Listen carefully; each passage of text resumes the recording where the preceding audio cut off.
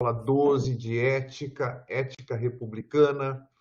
Tá? Hoje nós vamos falar de algo fundamental, né, que é a capacidade de exercer um munus público, uma função pública, ou melhor, adquirir uma identidade pública. A ideia de res pública, né? A capacidade de você adentrar na esfera pública exercendo uma função ou um papel específico. Isso gera uma ética particular, uma ética que exige que a pessoa transcenda as suas idiosincrasias, as suas tendências, a sua ideologia, a sua religião, tá? E ingresse na esfera pública e haja, né, unicamente sob a luz ou sob orientação da sua identidade pública.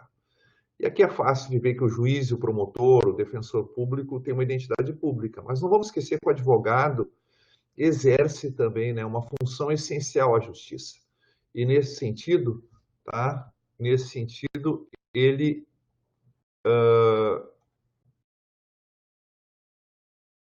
então, como eu ia dizendo, pessoal, né, aqui o próprio advogado que exerce uma função essencial da justiça, essencial à justiça, ele assume uma identidade pública, tá? Ele está exercendo uma função pública, podemos dizer assim, tá? Um serviço público, tá? Ele faz parte agora do sistema da justiça, tá bem? Da instituição judicial. Então, para nós é extremamente relevante esse tipo de ética, tá? A ética republicana, porque o direito existe, tá, em sociedades republicanas, tá? Em sociedades que querem, né, que se autocompreendem como uma comunidade de livres e iguais. Mas isso vai ficar claro, tá, à medida que nós vamos avançando aqui. Eu vou começar com dois casos para ficar clara essa diferença entre uma identidade privada e uma identidade pública. A ética republicana é assumir todas as exigências de uma identidade pública, né? O primeiro caso, dois casos em Roma, né? Que eu acho que a primeira tipo de sociedade que teve consciência dessa forma de viver a moral, tá? Na guerra contra Antíoco, soberano da Síria, o general da República Romana, Públio Cornélio Cipião Emiliano, foi procurado pelo embaixador sírio, afirmando que Antíoco lhe devolveria o filho, sem resgate, além de lhe dar enorme quantidade de dinheiro e uma associação ao poder ao próprio Antíoco.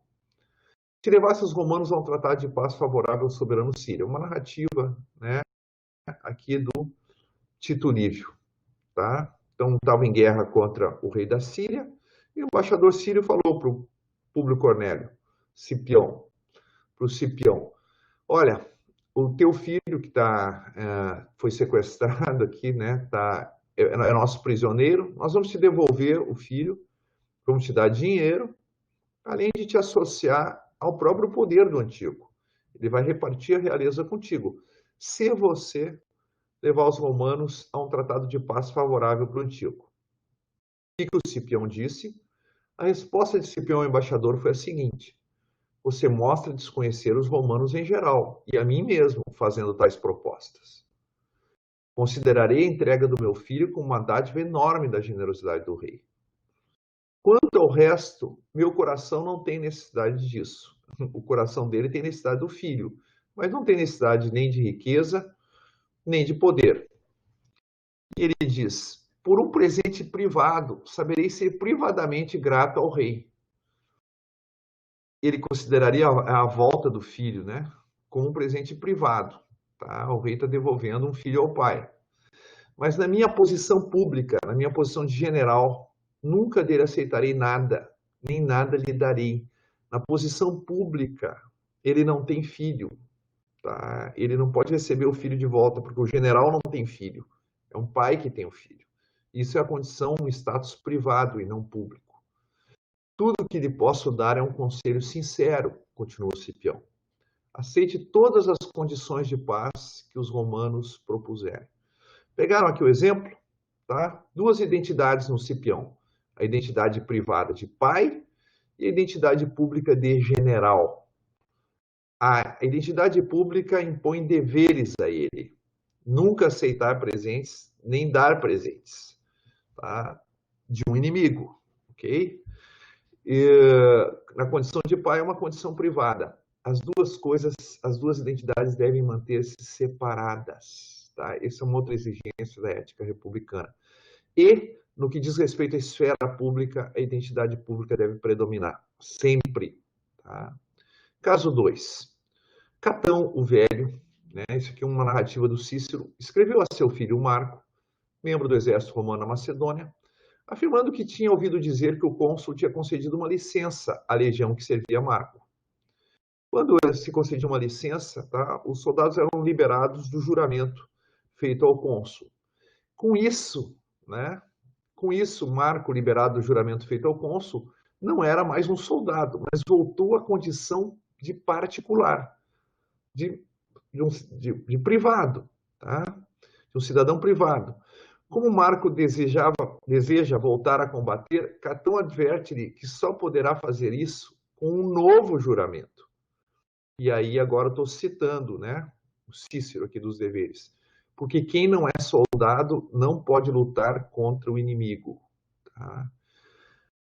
O inimigo aqui é o hostis, né? Não é o inimicus. O inimicus é o inimigo privado. O hostis é o inimigo público. Você só pode lutar contra ele em uma condição pública, com uma identidade pública. E essa identidade pública não é a de romano, é a de soldado romano. E essa identidade pública só é dada pelo juramento ao general. Nós poderíamos dizer assim, um cargo público aqui só é dado, uma função pública tem que ser reconhecida, né? E isso demanda um certo tipo de formalidade. Pensem, né? Sem a posse do juiz, alguém não é juiz, né? Sem a carteira da ordem, alguém não é advogado, tá bem? Então, a importância de você assumir uma identidade pública e ser fiel a ela, okay? É o que eu queria passar para vocês nesses dois casos. Mas vamos à definição de república. A definição clássica é a definição do Cícero, que curiosamente ele põe na boca desse Cipião que a gente acabou de mencionar. A república, perdão, é a coisa do povo. Em latim, a expressão famosa é res publica, res populi. Mas o povo, o populus, não é um conjunto de pessoas, não é uma multitude, né? Reunido, congregatus, de modo qualquer, mas uma multidão, multitudo, associados pelo consenso jurídico e pelo bem comum. Então, não é qualquer agregado de pessoas que forma um povo. Tá? Um povo tem uma identidade pública. Qual é essa identidade pública que tem o povo? Tá? São pessoas reunidas pelo direito e por fazerem parte de um mesmo bem comum público, a utilidade comum, e participarem nesse bem comum não só como destinatários dele, mas como autores dele na condição pública de cidadãos. Tá? Essa é a república, onde é um tipo de associação entre seres humanos que se dá por dois elementos públicos, o consenso jurídico, ou seja, o direito, e pelo bem comum, ou seja, a política, tá? Não por qualquer outro tipo de vínculo que a gente consideraria privado, que é o étnico, o religioso, linguístico, etc. Tá bem? E agora nós vamos mudar de página para ver a relação entre res pública e bem comum. E aqui, o que diz aqui o Cícero, né? Eu vou usar o Cícero aqui. Aqueles que pretendem governar a república devem ter presente esses dois preceitos de Platão. Aqueles que pretendem adquirir, né, que pretendem governar a república, ter algum tipo de poder na república, ter algum tipo de função na república. De novo, né, advogados, promotores, juízes, né, todos os papéis jurídicos entram aqui. Todas, né, as profissões jurídicas entram aqui. Todos aqueles que querem exercer uma função no interior da república, e mesmo o advogado, né, ele aqui é considerado na sua identidade pública. Defender o bem dos cidadãos e esquecer do proveito próprio e guiar todas as ações por aquele. Esse é o primeiro princípio, tá? Ou seja, defender o bem dos cidadãos e esquecer o bem próprio. E guiar todas as ações pelo bem dos cidadãos, ou seja, pelo bem comum. Então, o primeiro, né, nós podemos dizer que é um valor de civismo aqui, né? Preferir o bem das civitas em relação ao bem próprio. Tá?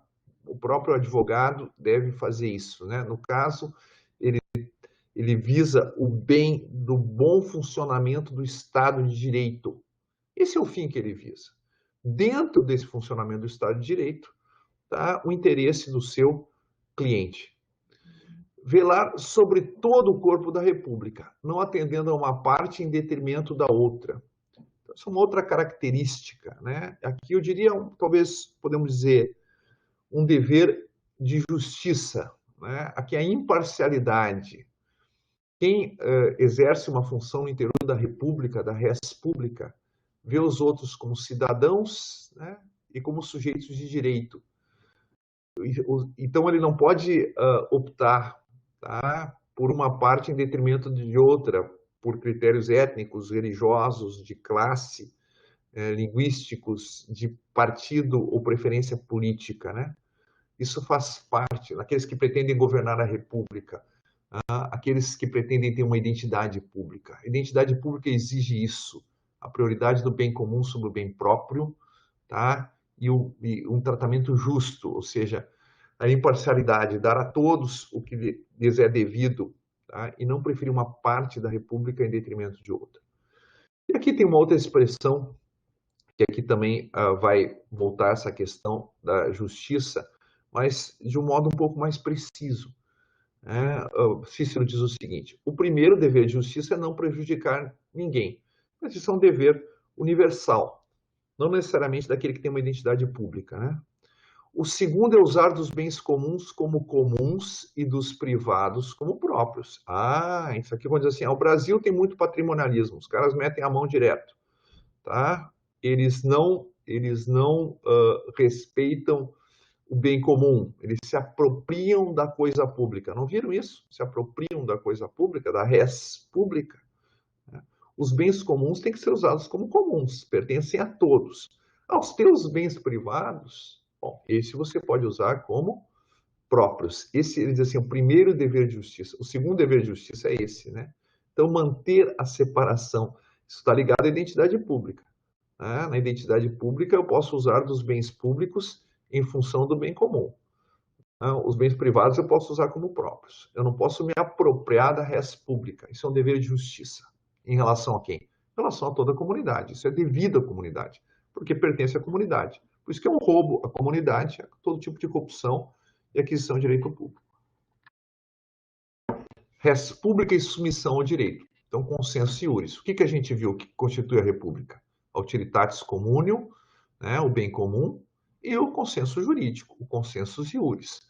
Então, o primeiro dever é essa dedicação ao bem comum, tá? Você priorizar o bem comum e ser justo em relação ao bem comum. Né? Dar à comunidade o que lhe é devido. E aqui a res pública e submissão ao direito, ao consensus iuris. Não, mas eu busco o bem comum, aqui eu vou ter que passar por cima da lei. Cuidado, a identidade pública não permite isso. O que diz o Cícero? As leis governam os magistrados. E magistrados no sentido amplo, né? Todo aquele que tem uma identidade pública exerce um munus, uma função pública. As leis governam os magistrados e os magistrados governam o povo. Pode-se dizer que o magistrado é uma lei falante, legem loquentem, né?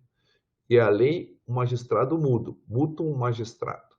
O magistrado é a lei que fala, a lei é um magistrado mudo.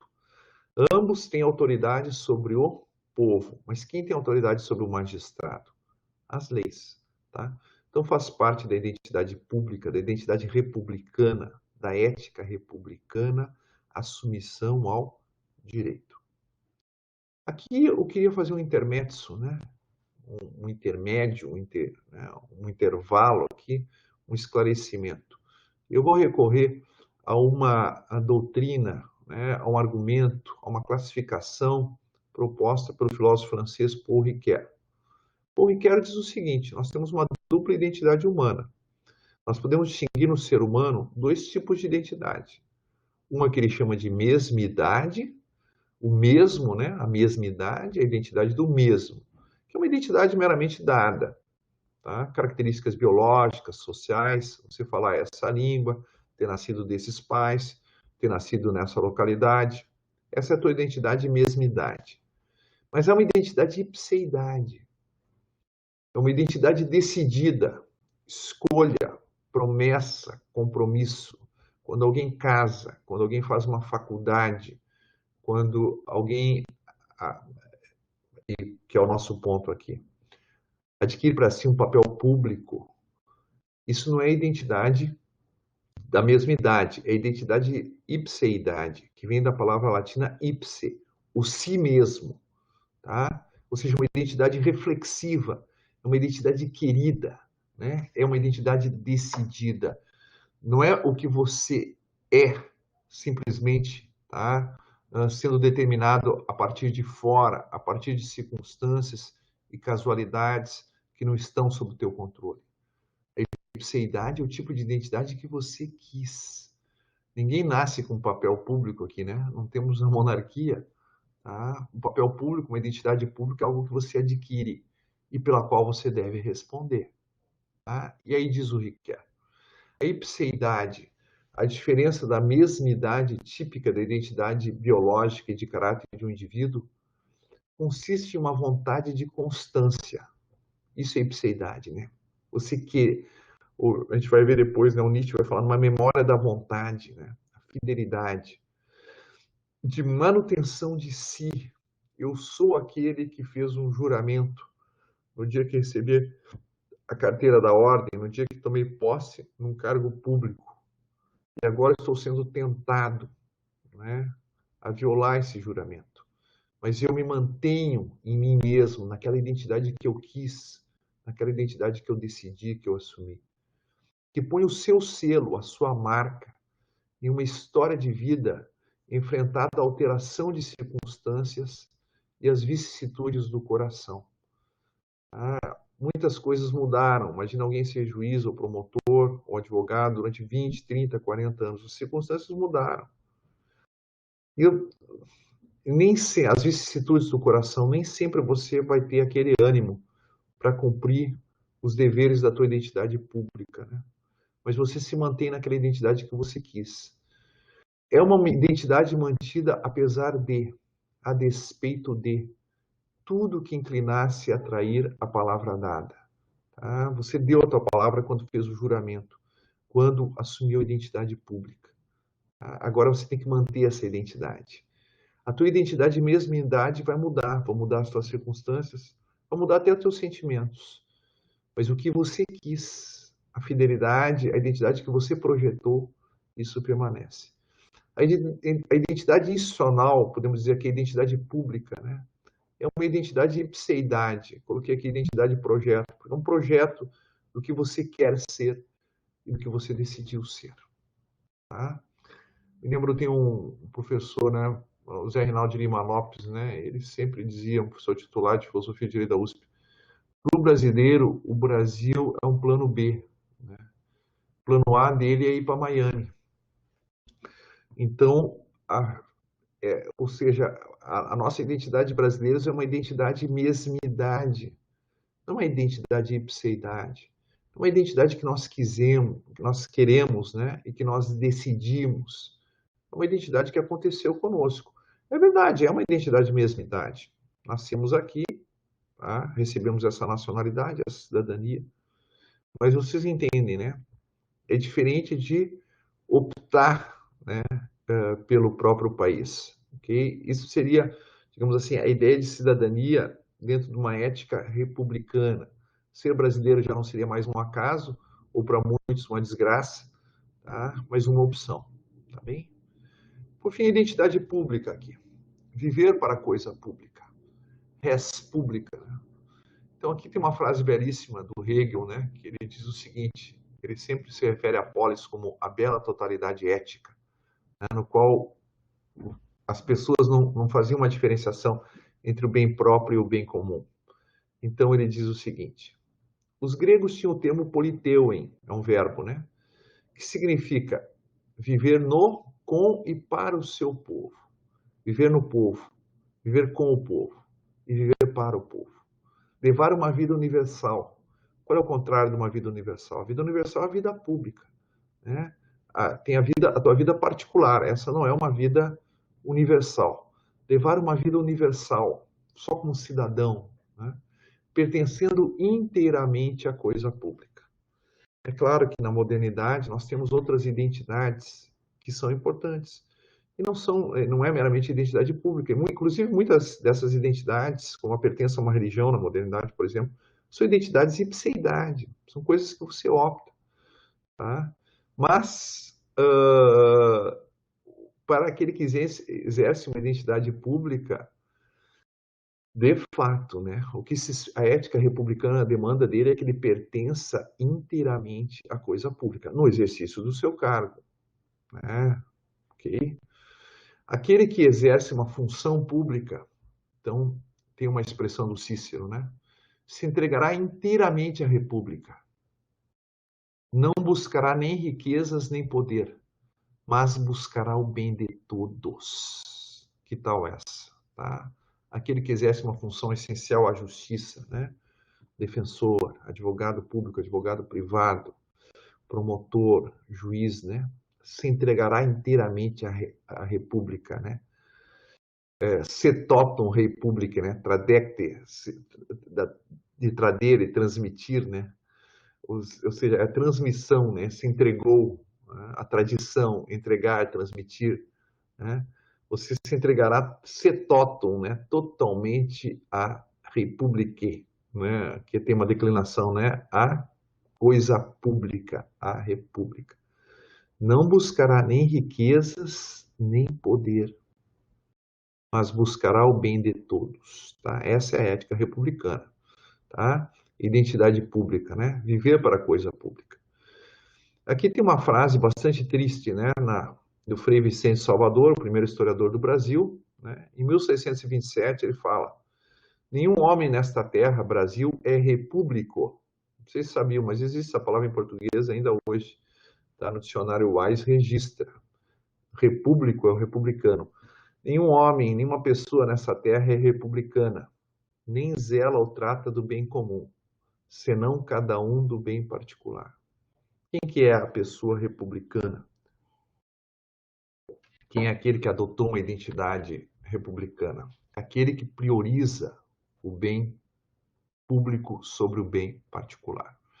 E agora nós vamos entrar nessa ideia de persona pública, tá? A ideia de assumir uma identidade pública, tá? Ou seja, viver para a coisa pública. E Aristóteles dizia o seguinte: o juiz é a justiça animada. E com isso a gente vira a página agora, né? Estamos na próxima página. Dikaion em psikon, né? É a justiça encarnada, a justiça animada, né? Melhor, porque psique aqui é alma, né? Do latim anima, é a justiça animada. O juiz é a justiça animada, diz Aristóteles. Não é o fulano de tal que tem essa história pessoal, que é casado, solteiro, divorciado, tá bem? Não é alguém que tem essa ou aquela religião, mas principalmente, né, na situação que nós vivemos hoje no Brasil, que não tem essa ou aquela ideologia, tá? Que não se orienta por preferências políticas, ou, né, não atua conforme uma agenda sua. Mas isso também não é válido só para o juiz, mas para o promotor, para o advogado. Né? Eles vão dizer, mas o advogado não. O advogado sim. Tá? Todos, não só o juiz, devem ser justiça animada aqui. Tá? Para usar a expressão do Aristóteles. Me lembro, né, do caso do Sobral Pinto, um famoso advogado brasileiro. Tem algumas turmas aqui da faculdade, né, que são turmas de Sobral Pinto. Sobral Pinto era um anticomunista ferrenho. Mas quando Luiz Carlos Prestes foi preso pela ditadura Vargas, quem foi defendê-lo foi o Sobral Pinto. Por quê? Todos têm direito de defesa. Uma coisa é o Sobral Pinto na sua vida particular, na sua posição política particular, que é de ser anticomunista. Mas como advogado, ele é a justiça animada. Tá? Todos têm direito à defesa. E ele vai defender aquele que era o grande líder, né, do movimento comunista brasileiro, que era o Luiz Carlos Prestes. Tá bem? Essa a questão, a capacidade de assumir uma personalidade pública. Uma coisa é a sua identidade privada e a sua ideologia. Outra coisa é a sua identidade pública como advogado. O magistrado de Cícero deve ter em mente que ele é portador da pessoa da cidade, personam civitatis. Qualquer um que entra num tribunal com um papel definido, tá? Ele é portador da pessoa da cidade, tá? De toda a comunidade política. E que, portanto, deve manter sua dignidade e decoro. Vocês vão ver, dignidade e decoro são expressões que estão em todos os códigos de ética das profissões jurídicas. Tá? Eu me lembro agora tanto do código da OAB, quanto do código de ética da magistratura. Fazer respeitar as leis. Lembram, né? Ah, não, em nome do bem comum eu vou passar por cima da lei, vou usar prova ilícita. Tá bem? Não, não pode. Fazer respeitar as leis. Quem tem, tá, né, na pessoa da cidade, quem encarnou a pessoa da cidade. Determinar os direitos, iura, o que é devido a cada um. Né? O seu ius. E recordar que esses deveres foram confiados à sua fidelidade. Fides. É a identidade que eu quis. Tá? Ninguém nasce advogado, se torna advogado. Tá? Você quis se tornar advogado, você fez um juramento. Tá bem? E o juramento de advogado, de juiz, de promotor, né? Você jurou respeitar, manter sua dignidade e decoro, jurou fazer respeitar as leis, jurou respeitar os direitos das pessoas. Tá bem? Então, agora, uma questão de fides, de fidelidade. Tá? Nem contra a República, nem contra o direito de Cícero, nem contra a fides, atuará nunca o homem de bem, em atenção ao seu amigo. Eu tenho um amigo, né, tem uma frase terrível no Brasil, né, para os amigos tudo, para os inimigos a lei. Frase terrível, né? Então, não vivemos numa república, a lei é para todos. Para os amigos, tudo que for privado. Tá? Mas a lei é para todos. Então, você não pode atuar contra a república, nem contra o direito, nem contra a tua fides, pela atenção ao seu amigo. A amizade aqui faz parte da tua identidade particular, da tua identidade privada, da tua mesmidade. Tá? Mesmidade não, até pode ser ipseidade aqui, né? Porque você opta pelo amigo. Mas, de qualquer forma, né, não faz parte da tua identidade. Mesmo que venha a ser juiz na causa do seu amigo, abandonará a pessoa, a persona de amigo, em favor da pessoa, persona de juiz. O juiz que julga o amigo não julga a condição de persona amiga, né? Mas julga na condição de persona judicante. Tá? É a pessoa de juiz que ele julga, não é a pessoa de amigo. Interessante, né? E aqui vem bem o nosso ponto da ética republicana, né? A capacidade de assumir e ser fiel a uma identidade pública. A capacidade de se autocompreender e agir como uma pessoa pública. Né? Então, aqui nós temos, eu dei o testemunho do Cícero, antes foi Aristóteles, o juiz é a justiça animada. Cícero vai dizer a persona civitatis aqui, né? A pessoa da cidade, a pessoa do juiz. E João de Salisbury, né? Que é um jurista inglês do século XII. Ele diz o seguinte: o príncipe é portador de uma pessoa pública, persona pública. Não é uma pessoa privada. Antigamente aqui eu passava... Então ele diz assim: o príncipe não tem culpa quando derrama sangue por sua capacidade de juiz, pois o que ele faz em sua jurisdição o faz como ministro da utilidade pública, em favor do bem comum. É e atua como persona pública. O juiz não é um assassino quando executa alguém, porque ele executa como juiz. Não é ele, na sua condição privada, que matou alguém. É o juiz, tá, que executou alguém.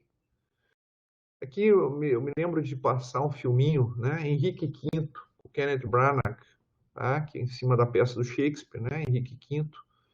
E nesse filme, quando passava para os alunos, vocês podem assistir agora, né, se pegarem no YouTube aí, aparece, né, o Henrique, o príncipe Henry ainda, né, antes de ser o Henrique V, o príncipe Henrique, uma festa com seus amigos, que é tudo uma turma da pesada. Um dos amigos diz assim para ele, tá? Olha, quando você for rei, no meio da festa, lembra de mim, né? Lembra de mim, você exila fulano, exila Beltrano, mas não exila a mim, porque afinal de contas eu sou teu amigo. É bonito de ver, né, a interpretação do Branagh, que já foi considerado o maior ator shakespeariano, né, do Reino Unido, numa determinada época. Ele muda as feições porque ele se investe ali imaginariamente, do ponto de vista imaginário, já da sua condição de rei, que um dia ele será. E o que é que ele diz? Aí o Will, não, eu vou fazer isso, eu vou te exilar. Se você continuar nessa tua vida criminosa, eu vou fazer isso. E o amigo fica horrorizado, né? Porque ele estava naquela de, para os amigos, tudo, né? Para os inimigos, a lei. O príncipe Henry está dizendo, não, agora que ele é meu amigo, é tudo. Mas quando ele for rei, vai ser a lei que ele vai me dar. Tá? E não é para os inimigos a lei, porque ele vai dar lei para todo mundo, ele será juiz. Okay? Então, e um outro, pior ainda, né? Na mesma festa, ele chega a prometer para o outro, né? O outro diz assim, eu vou continuar na minha vida de ladrão. Quando você me pegar, alivia para mim, porque eu sou teu amigo. E ele diz, olha, quando eu for rei, se você for pego, você vai ser enforcado. Tá? E, bom, não sei se é spoiler isso de um filme, né?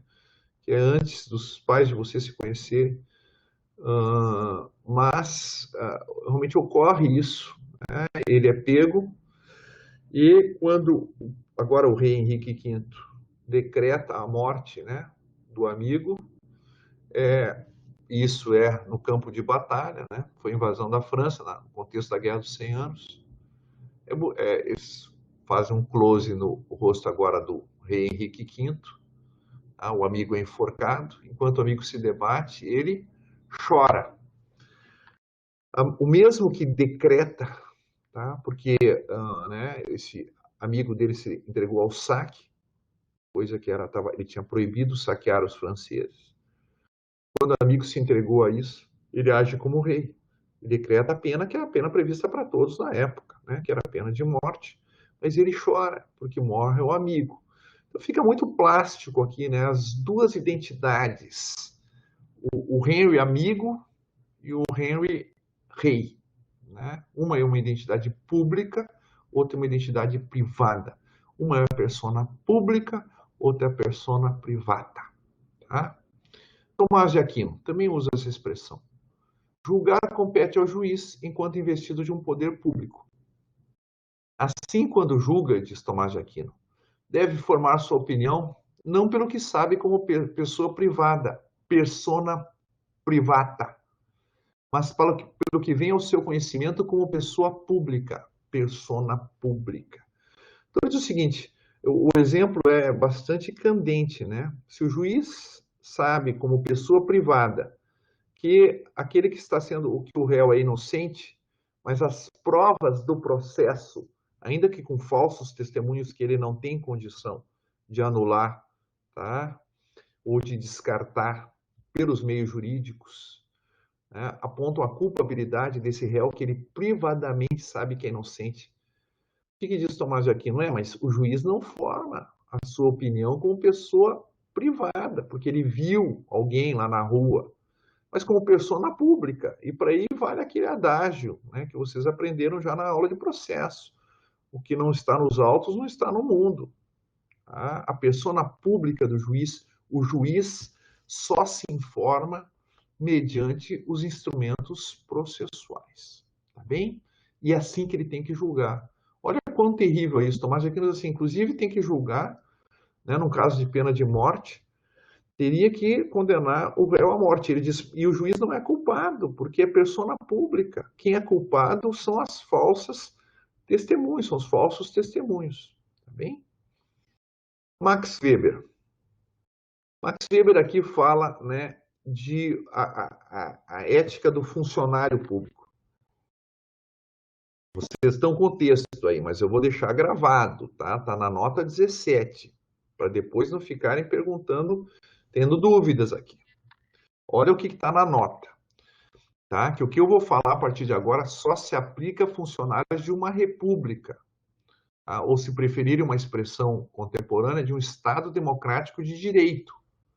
Não vale para regimes antirrepublicanos, ou seja, tiranias, oligarquias, totalitarismos, tá? Para esses, o que eu vou falar agora não é válido, tá? A ética pública só existe, a ética republicana só existe no interior de uma república. Então, o funcionário de um regime autoritário não pode dizer, ah, não, eu torturei, me mandaram fazer isso, né? No totalitarismo, não, a lei mandava fazer isso. Não interessa para nada, tá? Isso não é uma república. As pessoas não estão unidas pela utilitatis communio e pelo consensus iuris, tá bem? Fique bem claro o que eu vou dizer, então, daqui para frente, tá? Isso está na nota 17 do texto de vocês. Quando o Weber diz assim, o verdadeiro funcionário, nós estamos falando do verdadeiro funcionário de uma verdadeira república, tá bem? Não vale para regime totalitário, nazismo, comunismo, tá? Não vale para autoritarismos, autocracias, ditaduras, oligarquias, tá bem? Então ele diz assim, o verdadeiro funcionário não deve fazer política, precisamente por causa da sua vocação. Deve administrar, antes de tudo, de forma não partidária. Lembra o que o Cícero fez? Falava? Não pode ocupar-se somente de uma parte da cidade, das cívicas, em detrimento da outra. Então, o funcionário deve desempenhar sua missão sine ira et studio, isto é, sem ódio e sem paixão. Sem uma paixão partidária. Não deve, em consequência, fazer o que o político, né, o militante político, seja o chefe, seja os seguidores, está compelido a fazer incessantemente e necessariamente, isto é, a combater. Tá? Mesmo num regime democrático, inclusive, essencialmente num regime democrático, é um regime que tem conflitos políticos, né? Em que, dentro do quadro do Estado democrático de direito, são admitidos o pluralismo político e a luta política. Com efeito, tomar partido, lutar, apaixonar-se, ira et studio, continua Weber, são as características do político, do militante político, e principalmente do chefe político. E aqui nós viramos a página e vamos para a página 4. A atividade deste último, ou seja, do militante político, está subordinado, ou mais especificamente do chefe político, está subordinado a um princípio de responsabilidade totalmente estranho e mesmo oposto ao que norteia o funcionário.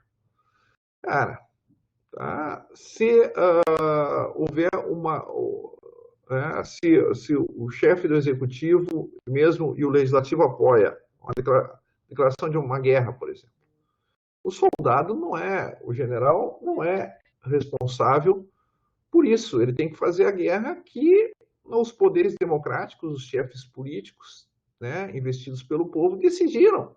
Vou fazer uma guerra que ele acha correta, tá? Ou não fazer a guerra, ok? Quando ele acha correto. Tá? A honra do funcionário reside em sua capacidade de executar conscienciosamente uma ordem, sob responsabilidade de uma autoridade superior, ainda que, desprezando a advertência, ela se obstine a seguir um caminho falso. Então, vamos dar o exemplo da guerra, que é um exemplo terrível, né? Esperamos que, né, o ideal seria que nenhum exército jamais se engajasse em guerra nenhuma. Tá? Vamos dar um exemplo diferente aqui. Tá? Lembrando, sempre no interior do Estado Democrático de Direito. Não existe negócio de obediência de vida. Não existe uma ética republicana onde não há república. Tá? Okay? Eu diria, não existe nem identidades públicas, porque o que é público é dado pela ideia de bem comum, que inclui a todos, e pela ideia de Estado de Direito, consensus iuris. Né? Tá? Ainda que a autoridade se obstine a seguir um caminho falso. Tá? Imagina que você diz, né, você é um advogado público e diz para o chefe político, olha, isso aqui é um caminho que você não vai ter eu vou entrar com essa ação que você está me pedindo, mas não vai dar nada. Não vai dar nada. Essa ação não vai dar nada, porque eu sei, conheço a jurisprudência. Tá? Agora, o chefe político diz assim, ingressa com a ação. O que você vai fazer? Tá? A responsabilidade é dele, não é ele que foi investido pelo poder público. Né? Ou vamos dar um exemplo mais fácil, talvez, de captar. Tá? Você é um funcionário da área jurídica e deve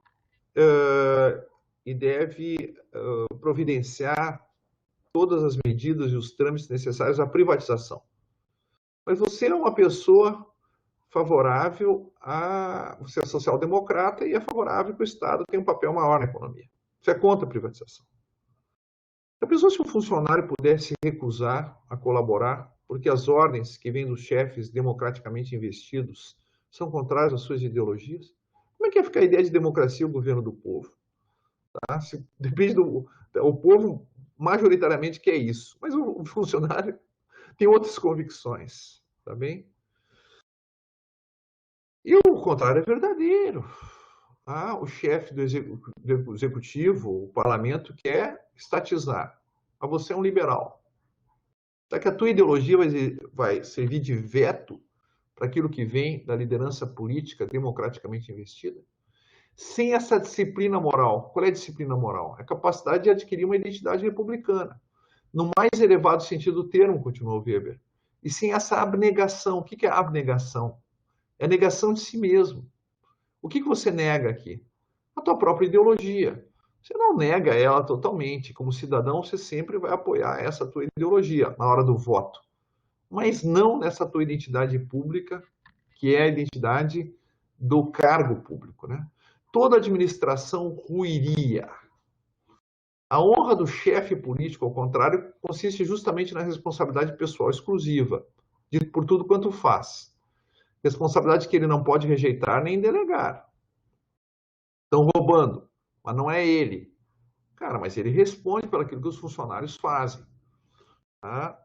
Os funcionários, nas suas decisões dentro do direito, obviamente não pode, né, receber uma ordem, vamos roubar aqui, isso é um absurdo, tá? Mas dentro do direito, dentro do Estado Democrático do Direito, mesmo que contrarie sua ideologia, tá? O funcionário é uma persona pública e aqui a sua ideologia não conta. Tá? Então, a assunção da identidade pública. Aqui eu demando um certo tipo de virtude. Nós falamos de deveres, né? Nós já vimos ética das virtudes, ainda não vimos ética dos deveres. Falamos de alguns deveres públicos, né? O dever dois deveres, se vocês querem sintetizar. No fundo, é um dever de civismo, privilegiar sempre o bem público em relação ao bem particular, tá? Orientar-se pela coisa pública. Depois, um dever de justiça, dar a cada um segundo o que é devido, de acordo com o direito. Tá bem? Esses são os grandes deveres, né, ligados à identidade pública. Mas aqui eu preciso ter uma virtude pública, ou seja, uma disposição de implementar esses deveres. Ou como eu coloquei aqui, né, quando Montesquieu, que vem citado agora, fala da virtude política, tá? Nós podemos colocar a virtude política como uma virtude pública aqui, se vocês preferirem. A virtude pública, a disposição de agir como persona pública, é uma renúncia a si próprio, o que é sempre muito penoso. Ele está falando numa linguagem um pouco mais ampla, né? Também que ingressa aqui também a questão do cidadão, da virtude do cidadão, que é entregar-se à coisa pública. Mas nós estamos restringindo, né? Nossa identidade republicana aqui é a identidade daquele que ocupa uma função pública, né? A identidade das profissões jurídicas. Podemos definir essa virtude como amor pelas leis, justiça. Eu coloquei ali, né? Justiça. Amor pelas leis é justiça. Dar a cada um o que lhe é devido segundo o direito. E pela pátria, civismo. Tá? O amor pela pátria é o civismo. Se ama mais o bem comum do que o bem próprio. Este amor, continua Montesquieu, exige sempre a supremacia do interesse público sobre o interesse particular. Uma citação do Montesquieu, espírito das leis. Tá? O amor pela pátria exige sempre a supremacia do interesse público sobre o interesse particular. Então, agora exemplos de profissões jurídicas, né? Em breve a gente vai encerrar a aula aqui, né? Por exemplo, o advogado, a causa injusta. São dois exemplos de Tomás de Aquino, que é alguém que se ocupou, né, na história da grande filosofia ocidental, entre os maiores filósofos, que o Tomás de Aquino se encontra, o único que eu conheço, né, que entrou, né, em fazer uma moral das profissões jurídicas dentro do Tratado da Justiça, no interior da sua Suma Teológica, foi Tomás de Aquino.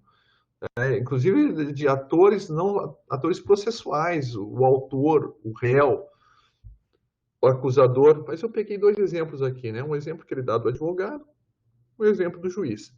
O exemplo do advogado, a causa injusta. Bom, isso a gente sempre se depara com a questão da ética profissional, né? A causa injusta. O que diz Tomás de Aquino? É ilícito cooperar com o mal, aconselhando, ajudando ou consentindo de qualquer modo.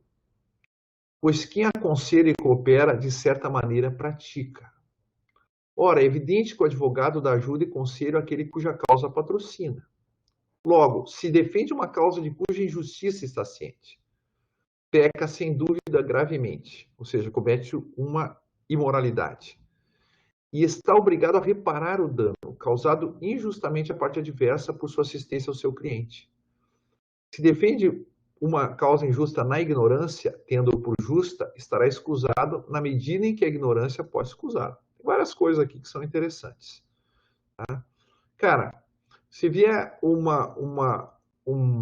cliente e diz assim, olha, eu vou levantar uma acusação falsa contra fulano, contra X. E eu tenho falsos testemunhos, tenho condições de falsificar documentos e a gente vai conseguir condenar essa pessoa. Se o advogado entra nessa, a causa é injusta. Ou seja, aqui injusto, num sentido bem restrito, contrário ao direito, tá? Ele peca, ele cometeu uma ilicitude. E está obrigado a reparar o dano. Tá? Ele é tão culpado quanto o seu cliente. Tomás de Aquino não dá arrego aqui. Tá? Agora, se ele defende uma causa injusta na ignorância, ele não sabia que a causa era injusta, não sabia que as testemunhas tinham sido fabricadas. Bom, então ele não é culpado, não tem aqui uma violação ética. Na medida em que a ignorância pode escusar. Cara, um advogado, algumas coisas ele tem que saber. Né? Algumas coisas ele não pode, e mesmo um promotor aqui, né? Mesmo um juiz, tá? Tem coisas que a profissão jurídica exige que a pessoa saiba. Né? Um leigo não, tá bem? E de novo, causas injustas são causas contrárias ao direito. Um colega, né, mencionava, né, há muito tempo atrás que ele teria vendido uma empresa na casa do bilhão, né? Na casa dos bilhões. E não chegava a ser mais de 1 bilhão. Hoje seria pelo câmbio. Tá? E ele dizia, olha, ele conseguiu fazer de tal modo que o seu cliente embolsou uma quantia fantástica, sem ter que pagar nenhum imposto. E foi totalmente legal. Tá? Tanto que os órgãos de fiscalização se debruçaram e viram que era completamente legal. Inclusive, ele ouviu essa frase, né, de um fiscal, isso há muitos anos atrás. Olha, o que você fez é legal, mas é imoral. Cara, claro que é imoral alguém embolsar uma quantia estúpida de dinheiro sem ter que pagar nenhum imposto. É completamente imoral. Tá? Mostra a fragilidade do sistema tributário brasileiro. Ele é injusto em sentido substantivo. Mas eu coloco isso até como questão para vocês. Se o direito permite que o teu cliente não pague imposto, e o teu cliente vem diante de ti e diz o seguinte, eu quero o direito, eu quero o Estado de Direito. Se o Estado de Direito ele abriga o meu interesse, então eu quero, porque eu tenho interesse em não pagar. Qual é o papel do advogado aqui? O que diz Tomás de Aquino? Ele vai ter que indenizar o erário por não ter recolhido o tributo, mas o tributo ele mostrou que não era devido, que o direito não exige. Tá bem? Tá? Então pode haver até aqui uma injustiça substantiva, mas não há uma injustiça quanto ao Estado de Direito. Tá bem? E o advogado só está obrigado, né, a cumprir com o direito, né? Ser fiel ao consensus iuris da comunidade. Então diz o seguinte, para definir então se uma causa é justa ou injusta, ela é conforme ao direito ou não é conforme ao direito, tá bem? Deve-se dizer que o advogado que a princípio julga a causa justa e descobre no decurso do processo que é injusta, ou seja, contrária ao direito, não deve traí-la, passando a ajudar a parte adversa ou lhe revelando os segredos do seu cliente. Interessante isso, né? Mas pode e deve abandonar a causa, ou pode levar o seu cliente a desistir ou entrar em composição sem prejuízo para o adversário. Impressionante, né? Tomás de Aquino diz assim, mas você não deve ir lá denunciar o teu cliente, mesmo que ele está armando, tá? Mesmo que esteja fora do direito. Então, Tomás de Aquino que vai dizer, tá? Por quê? Porque aqui há uma questão profissional, há uma questão de identidade pública. O advogado é aquele que defende o seu cliente, não é aquele que entrega o seu cliente, tá bem? Mas ele deve abandonar a causa, porque ele não pode colaborar na injustiça, tá bem? Ou forçar a entrar em composição, entrar em acordo com outra parte sem prejuízo para outra parte, tá bem? Depois aqui, juiz, a condenação do inocente. Se o juiz sabe que o inocente é prejudicado por falsas testemunhas, deve examiná-las com maior diligência. Ele sabe como persona privata que ele está diante de falsas testemunhas. Então, ele pode usar esse conhecimento privado para fazer uma arguição mais rigorosa. Se não conseguir, deve deferir a causa a um tribunal superior, como se pudesse, né, remeter de ofício. Aqui a gente muda a página. E vamos para o final, né? Claro, isso era o direito do século XIII na França. Mas se nem isso for possível, não peca dando a sentença, não comete um ilícito moral, fundado nas alegações presentes no processo. Por quê? Nesse caso, não é ele que mata o inocente, se era essa a pena prevista, né, a pena de morte, mas os que afirmam sua culpabilidade. Tá? De novo, né? Ele está atuando como persona pública. Ele tem que julgar conforme as provas do processo.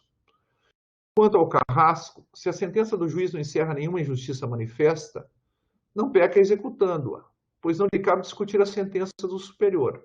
Nem ele, então, mata o inocente, mas o juiz, a cujo serviço está ligado.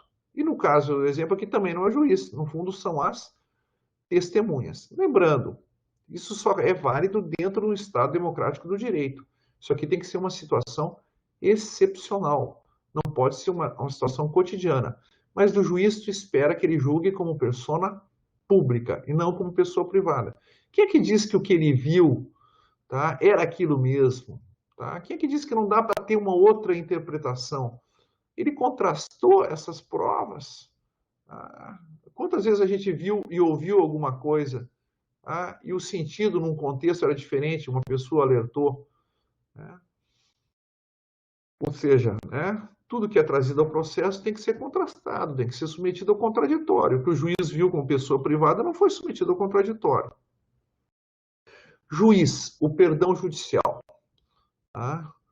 O juiz, de novo, então se diz assim, voltando àquele caso, né, do Tomás de Aquino da causa injusta. Eu sei que o meu cliente é culpado. O que eu devo fazer? Todos têm direito à defesa, mas todos têm direito à defesa segundo o direito. A justiça consiste em dar a cada um o que lhe é devido. A justiça no direito consiste em dar a cada um o que lhe é devido segundo o direito. Tá? Então, aqui, se o teu cliente, né, não tem prova contra o teu cliente, o que você vai fazer? Você vai atacar as provas. Tá bem? Se perder o prazo, tu vai invocar a perda de prazo. Ou seja, você vai usar todos os instrumentos do Estado de Direito para proteger o teu cliente. E, no fundo, você está protegendo o Estado de Direito. Não queremos que as pessoas sejam condenadas por provas ilícitas. Não queremos que as pessoas sejam condenadas fora do due process of law. Tá? Não queremos que as pessoas sejam condenadas por maus argumentos. Ok? Tá bem? Não há justiça sem justificação. Por aí vai, então você ataca os argumentos da parte do adversário, etc. O que não pode dizer, diz Tomás de Aquino, é mentir. Isso você não pode fazer. Tá bem? Não precisa revelar a verdade que é contrária ao interesse do teu cliente. Isso ele também diz. Mas mentir você não pode. Tá? Porque isso é um ilícito moral que o direito não, o direito não pode dar lugar a isso, tá bem? É uma imoralidade que o direito não pode albergar e não pode justificar. Juiz, o perdão judicial. Vamos supor, o juiz quer perdoar a pessoa. E ele diz o seguinte, Tomás de Aquino, o juiz não profere a sentença de sua própria autoridade, mas investir na autoridade pública. Ninguém é juiz porque nasceu juiz, tá? Ou é juiz em seu próprio nome. Logo, uma dupla razão interdiz ao juiz, proíbe ao juiz perdoar o réu. Ah, você matou, tal, mas eu vou te dar um perdão judicial. A primeira vem do acusador, que às vezes tem o direito de exigir a punição do réu, por exemplo, pelo dano que ele causou. Não foi o juiz que sofreu o dano, né? Então, nenhum juiz pode relaxar essa pena, pois todo juiz deve atribuir a cada um seu direito. A outra razão diz respeito à comunidade como um todo, a comunidade política, a república, em nome da qual se exerce a justiça e cujo bem exige que os malfeitores sejam punidos. Se o juiz perdoar, ele comete uma dupla injustiça em relação à parte, mas se não tem uma parte interessada, tá, que tem um direito a essa punição, tem a comunidade política como um todo. O juiz não pode dispor, o direito não lhe pertence. Tá? Se ele está diante de um crime que a comunidade exige que seja punido, tá? Ele comete uma injustiça em relação à comunidade. Lembram, né? Civismo e justiça, se ele deixar o criminoso impune. Então, considerações finais aqui, né? Lembrando aqui o que diz o Cícero, né? Há dois tipos de injustiça. O primeiro é daquele que comete injustiça, o ladrão, o réu, o corrupto, o criminoso. O segundo, daquele que, podendo, não defende os injustiçados. Dois tipos de justiça. Uma injustiça do criminoso. Outra injustiça é a injustiça típica do staff jurídico. Advogados, promotores, juízes, né? Advogados públicos e privados. Daquele que, podendo, não defende os injustiçados. Isso é uma injustiça.